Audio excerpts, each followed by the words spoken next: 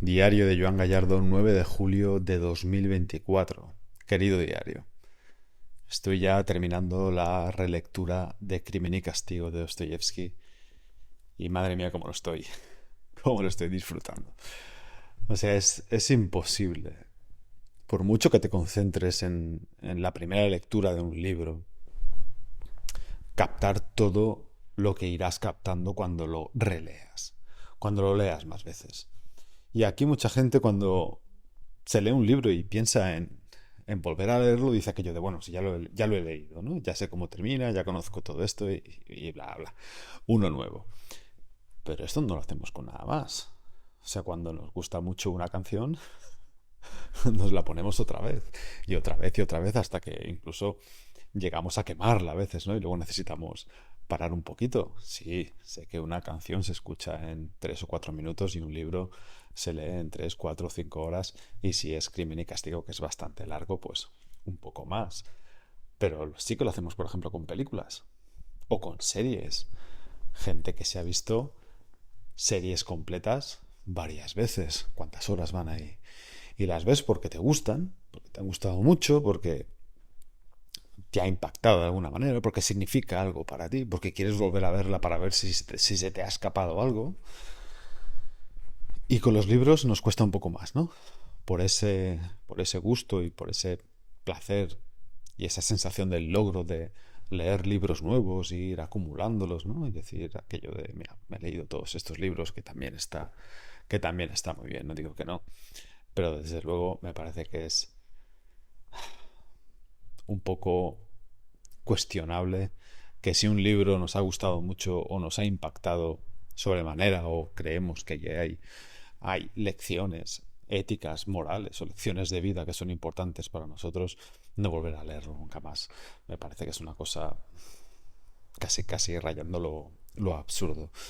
Yo me he leído varias veces Crimen y Castigo de Dostoyevsky y ahora mismo estoy viendo cosas que o no recordaba o a las que no presté atención o que directamente se me han podido olvidar.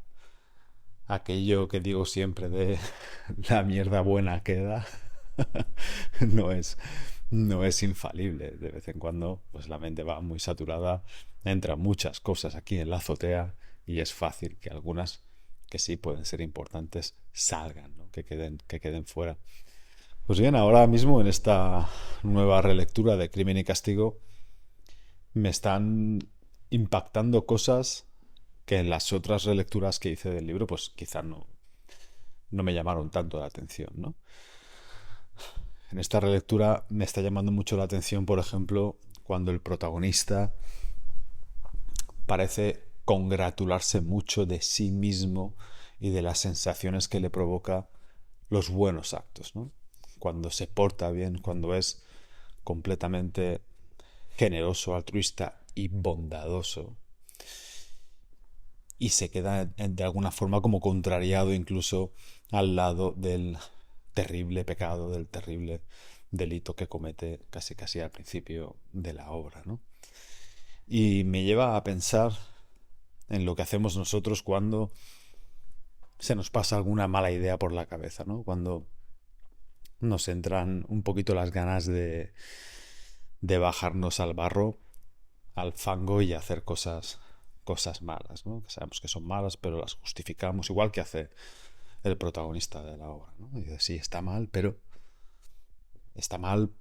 a lo mejor es por un bien posterior, superior, ¿no? Y de alguna forma justificamos esos fallos éticos y morales y nos predisponemos a pecar, a fallar, a obrar mal. Y lo que pasa es que muchas veces entendemos, casi intelectualmente, que vamos a obtener un placer de ello, ¿no? Como cuando éramos críos y nos seducía mucho eso de romper una botella de vidrio o romper directamente un cristal de alguna parte de una pedrada. Intuimos que va a haber cierta satisfacción, cierto placer de hacerlo, ¿no? Y eso es como, no sé, pues como un virus que entra, como un gusano mental que ya no puedes apartar de ti hasta que lo haces, ¿no? Hasta que finalmente consumes y rompes ese vidrio de una pedrada y efectivamente ahí incluso llegas a sentir cierto placer, cierto regustito, aunque sea por ese placer de lo prohibido, aunque sea por hacer esas cosas que se hacen a escondidas y que el miedo a que te pillen forma parte de la experiencia.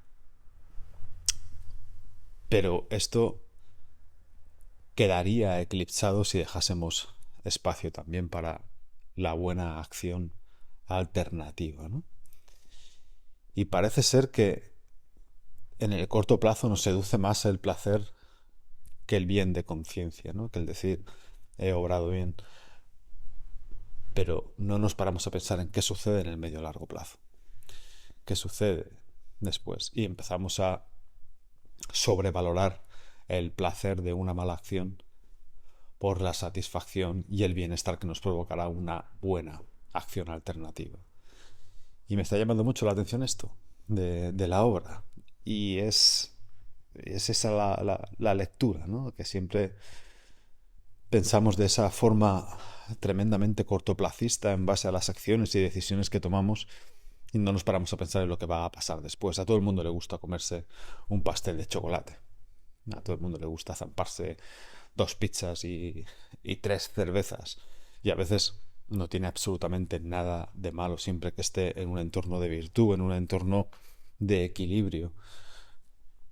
Pero no todos los que sienten un placer mientras se están comiendo esa pizza o ese pastel o se están bebiendo esas cervezas, después se quedan bien, ¿no? Hay un momento en el que parece ser que el placer deja paso a la culpa, al malestar y sobre todo a la idea de que podríamos haber elegido una opción diferente.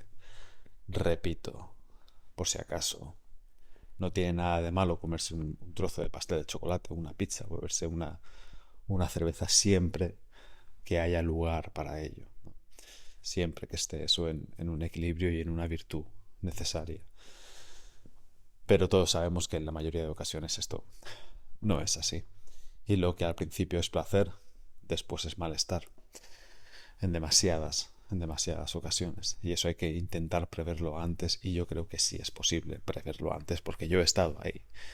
Y cuando estás cometiendo uno de estos pecados omitivos, ¿no? Cuando eliges no hacer lo que deberías hacer para hacer una cosa mucho peor, el malestar, la culpa, el arrepentimiento y el remordimiento aparece bastante rápido. Yo recuerdo una vez que hace 1.000.000 de años, cuando estaba muy pasado de peso, cuando estaba rozando los 100 kilos,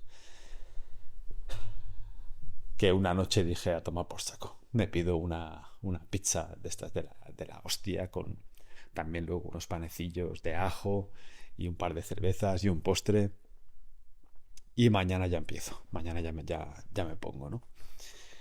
Y me pasó una cosa que no me había pasado nunca, que es que la culpa me empezó a aparecer allá por media pizza. Normalmente me venía al día siguiente o al cabo de bastantes horas, pero en ese momento no había terminado la pizza cuando ya empezaba a sentirme mal, ¿no? ¿Qué hice yo? Pues como era yo en esa época, me acabé la pizza con 2 cojones. Y pasé ese malestar ya no un rato, sino días. Tiempo después empecé a conseguir un grado de autodisciplina y autocontrol mucho, mucho mayor, ¿no? Y empecé a aprender a sacrificarme y a optar más veces por lo que era debido hacer que por lo que me apetecía hacer. Y empecé a notar que en general, casi de forma objetiva, me sentía mejor que antes cuando sucumbía al placer, cuando sucumbía a la tentación, ¿no? Cuando sucumbía a la peor de las acciones que tenía disponibles para cada cosa. Y empecé a pensar en esto que he visto reflejado en el libro de Dostoyevsky, en Crimen y Castigo, que es que infravaloramos el poder para hacernos sentir bien de las buenas acciones y sobrevaloramos muchísimo el placer que vamos a extraer de las malas, de las decisiones equivocadas, de las decisiones ineficientes y subóptimas. Nada más, solo quería contar esto aquí hoy. Nos vemos mañana. seguro. Paz.